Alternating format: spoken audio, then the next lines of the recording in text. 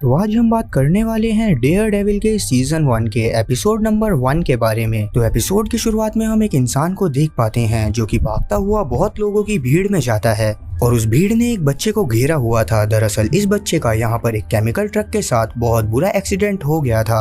आगे हमें पता चलता है कि ये आदमी इस बच्चे का पिता है और इस बच्चे का नाम मैट है, जिसने कि एक बूढ़े आदमी को बचाने के लिए उसे केमिकल ट्रक के सामने से धक्का दे दिया। पर उसी वजह से इसकी आंख में वो सारा केमिकल चला गया और अभी से थोड़ी ही देर में उस केमिकल की वजह से सब कुछ दिखाई देना बंद हो जाता है। अब यहाँ से सीन कट होकर बहुत साल आगे आता है, जहाँ पर मैट अब बहुत ज्यादा ही बड़ा हो गया था, मतलब कि एक गबरू नौजवान। यहाँ पर हम मैट को एक चर्च में देख पाते हैं, जहाँ पर ये फादर से बातें करते हुए इन्हें अपने पापा के बारे में बता रहा था, जो कि एक बहुत बड़े बॉक्सर थे और अगर उनके सामने उनसे ज्यादा ताकतवर ओपोनेंट आ जाता था तो वो उससे तब तक पिटते रहते थे जब तक कि वो थक ना जाए, और जैसे ही एक बार वो थक जाता था तो वो उसे बहुत बुरी तरह से मारना चालू करते थे। और ये उनकी एक सबसे बड़ी बात थी कि वो किसी से भी नहीं डरा करते थे। मैट यहाँ पर बताता है कि वो बिल्कुल अपने फादर की तरह बनना चाहता है। यहाँ पर चर्च के फादर इससे पूछते हैं कि ऐसे क्या पाप हैं जिनकी तुम यहाँ पर माफी मांगने के लिए आए हुए हो। जवाब में मैट इन्हें बोलता है कि मैंने अभी तक तो कोई भी पाप नहीं करे, पर जल्द ही मैं बहुत सारे पापों को अंजाम देने वाला हूँ और मैं उन्हीं पापों की माफी यहाँ पर मांगने के लिए आया हुआ हूँ। अब आगे हम लोग देख पाते हैं कि कुछ लोग दो लड़कियों को किडनैप कर अपने साथ ले जाने की कोशिश कर रहे हैं और इन लोगों की बातों से हम लोग जान पाते हैं कि ये लोग लड़कियों को पकड़कर उनकी स्मगलिंग करते हैं।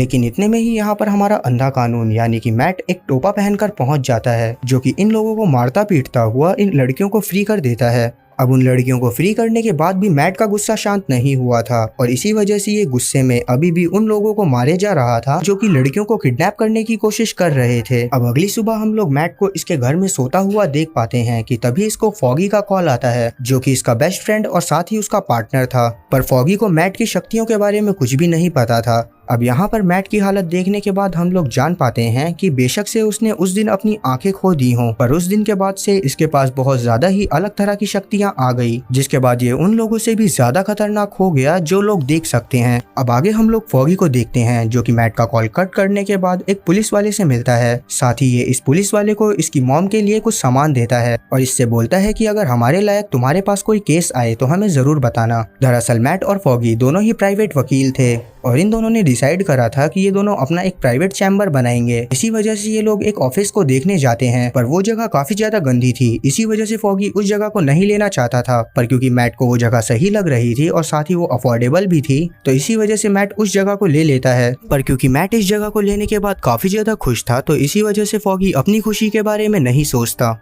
अब आगे हम लोग एक औरत को देख पाते हैं, जिसकी जब आंख खुलती है तो ये अपने सामने एक लाश को पाती है जिसका बहुत बेरहमी से कत्ल करा हुआ था और साथ ही इस लाश का सारा खून उस लड़की के हाथों में लगा हुआ था। अब ये सब देखने के बाद ये लड़की काफी ज्यादा डर जाती है और ये तुरंत ही पुलिस वालों को फोन मिला देती है, पर जैसे ही पुलिस यहाँ पर आती है तो वो इस लड़की को ही पकड़ लेते हैं। अब पुलिस जब इस लड़की को गिरफ्तार कर रही होती है तो ये लड़की चिल्ला चिल्ला कर मना करने लगती है कि मैंने ऐसा कुछ भी नहीं करा है। अब आगे हम लोग देख पाते हैं कि वो पुलिस वाला जिसकी फॉगी ने मदद करी थी, वो फॉगी को इस केस के बारे में बता देता है। तब मैट और फॉगी तुरंत ही पुलिस स्टेशन में पहुंच जाते हैं ताकि वो उस लड़की से इस बारे में बात कर सकें। तब वो लड़की इन्हें बताती है कि वो इन्हें अफोर्ड नहीं कर सकती क्योंकि इसके पास एक फूटी कौड़ी तक नहीं है। अब इस बात को जानने के बाद फॉगी तुरंत यहाँ से जाने लगता है, पर मैट किसी वजह से यहाँ पर रुक जाता है क्योंकि ये समझ गया था कि इस लड़की को जानबूझकर कोई फंसा रहा है। और अब क्योंकि मैट यहाँ पर रुक गया था तो वापस से फॉगी भी यहाँ पर रुक जाता है। तब मैट सबसे पहले उस लड़की का नाम पूछता है जिसका नाम कैरन पेज था। अब साथ ही मैट इससे उस वक्त की घटना के बारे में पूछने लगता है। तब कैरन इसे बताती है कि वो लड़का जो मरा उसका नाम डैनी था और वो इसके साथ इसके ऑफिस में वर्क करा करता था। और पिछली रात जब ये बार में डैनी के साथ ड्रिंक करने के लिए गई तो इसे एक ही पैक के बाद नींद आ गई और उसके बाद जब इसकी आंख खुली तो इसके सामने डैनी की लाश पड़ी हुई थी और वो नाइफ जिससे कि उसका मर्डर हुआ था वो कैरन के हाथ में था। अब यही सब बताते हुए कैरन रोने लगती है और बोलती है कि ये सब मैंने नहीं करा। तब मैट इसके दिल की धड़कन को सुनकर ये अंदाजा लगा लेता है कि कैरन एकदम सच बोल रही है और ये भी मैट की एक सुपर पावर थी कि वो किसी के दिल की धड़कन सुनकर पता लगा सकता था कि आखिरकार ये सामने वाला इंसान सच बोल रहा है कि झूठ। अब वहीं हम लोग एक जेम्स नाम के इंसान को देख पाते हैं जो कि निहायत ही बेशरम और कमीना इंसान था और इसी ने ही डैनी को मरवाया था और ताकि इसका बॉस ना फंसे इसी वजह से ये कैरन पेज को भी अब मरवाना चाहता था।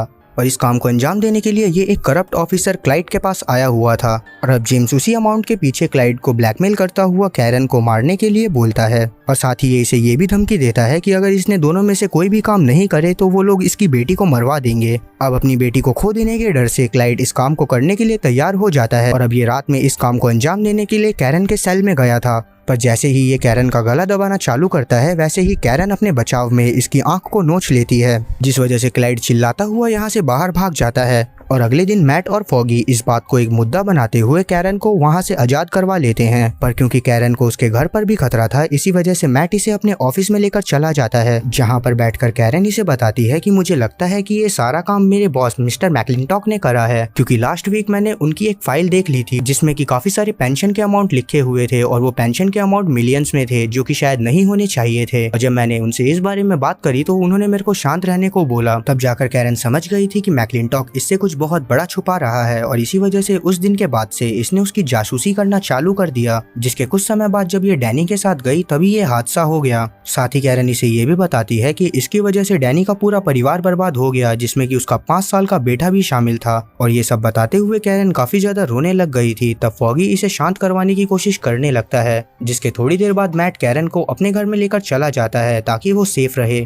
जहाँ पर जाने के बाद कैरन इससे पूछती है कि आखिरकार तुम यहाँ पर अकेले कैसे रहते हो। जवाब में मैट इसे बोलता है कि अब तो इसे इस चीज की आदत सी हो गई है। अब जब ये लोग चाय वगैरह पी रहे थे तो मैट इससे पूछता है कि आखिरकार वो फाइल कहाँ है। जवाब में कैरन इसे बोलती है कि मैकलिंटॉक ने इससे वो फाइल उसी दिन ले ली थी। पर मैट इसकी हार्ट बीट सुनकर समझ जाता है कि ये झूठ बोल रही है, लेकिन ये इस बारे में इससे आगे कोई भी बात नहीं करता। अब अगले सीन में हम लोग मैडम गाओ को देख पाते हैं। अब मैं आपको मैडम गाओ के बारे में शॉर्ट में बता दूं तो ये एक असली निंजा आर्मी को रन करती है और वहाँ पर ये लोग ड्रग्स का बिजनेस करा करते हैं। अब यहाँ पर मैडम गाओ खड़ी ही थी तो तभी यहाँ पर वो स्मगलर्स भी आ जाते हैं, जिन्हें अभी कुछ समय पहले मैट ने बहुत बुरी तरह से मारा था। थोड़ी ही देर में यहाँ पर जेम्स भी पहुंच जाता है, जो कि इन स्मगलर्स से पूछता है कि इस बार लड़कियां क्यों कम थी।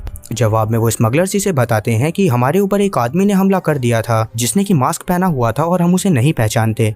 ये बात सुनने के बाद जेम्स बहुत ज्यादा ही गुस्से में आ जाता है और इन्हें धमकाता हुआ बोलता है कि तुम लोग जानते हो जब बॉस को इस बारे में पता चलेगा तो वो तुम लोगों को नहीं छोड़ेंगे। और यही धमकी देता हुआ जेम्स यहाँ से चला जाता है। अब आगे हम लोग कैरन को देख पाते हैं, जो कि रात में मैट के सोने के बाद इसके घर से निकलने लगती है। पर क्योंकि मैट की सिक्स्थ सेंस बहुत ज्यादा ही पावरफुल थी तो इसी वजह से इसे कैरन के पैरों की आवाज की वजह से पता चल जाता है कि वो घर से निकलने की कोशिश कर रही है। तब मैट भी इसके पीछे पीछे जाने लगता है। अब कैरन अपने घर में पहुंचकर वो पेन ड्राइव निकालती है और अपने पास रख लेती है और अब ये पेन ड्राइव लेकर यहाँ से निकल ही रही थी कि इतने में ही पीछे से इसके ऊपर कोई चाकू से हमला करता है और इससे वो पेन ड्राइव छीनकर अपनी जेब में रख लेता है।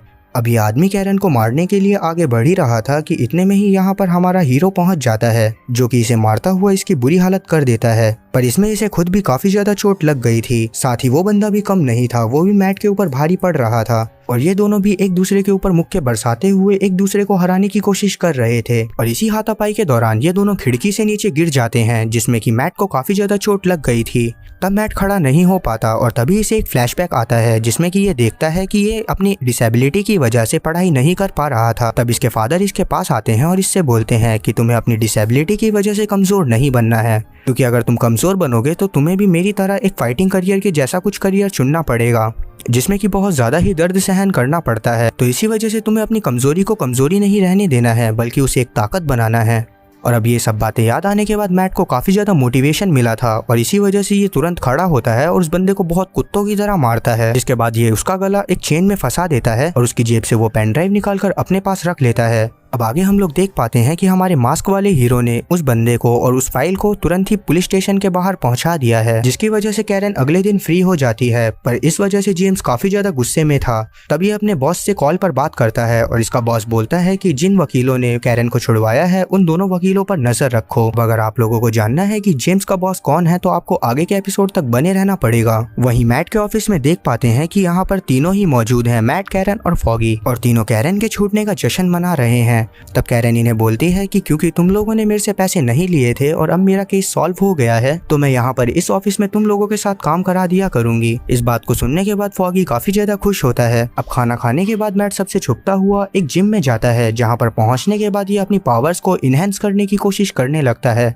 मीनवाइल हम मैडम गाओ को देख पाते हैं जिसने कि काफी सारे ब्लाइंड लोगों को पकड़ कर रखा हुआ था और वो सभी लोग पन्नियों में ड्रग्स पैक कर रहे थे। अब आगे हम लोग देख पाते हैं कि इस शहर में जगह जगह पर अलग अलग तरह के क्राइम हो रहे हैं जो कि आगे जाकर आपस में जुड़ने वाले हैं। साथ ही हम मैट को भी एक बिल्डिंग की छत पर देख पाते हैं जो कि कोने में खड़ा होकर सभी क्राइम्स के बारे में पता करने की कोशिश कर रहा था। तभी से अपनी छठी अंतरी की वजह से पता चलता है कि एक बच्चे को कुछ लोग किडनैप करने की कोशिश कर रहे हैं और ये चीज जानते ही मैट तुरंत ही अपना मास्क पहन लेता है और उस जगह पर जाने लगता है। और इसी के साथ ये शानदार एपिसोड यहीं पर खत्म होता है।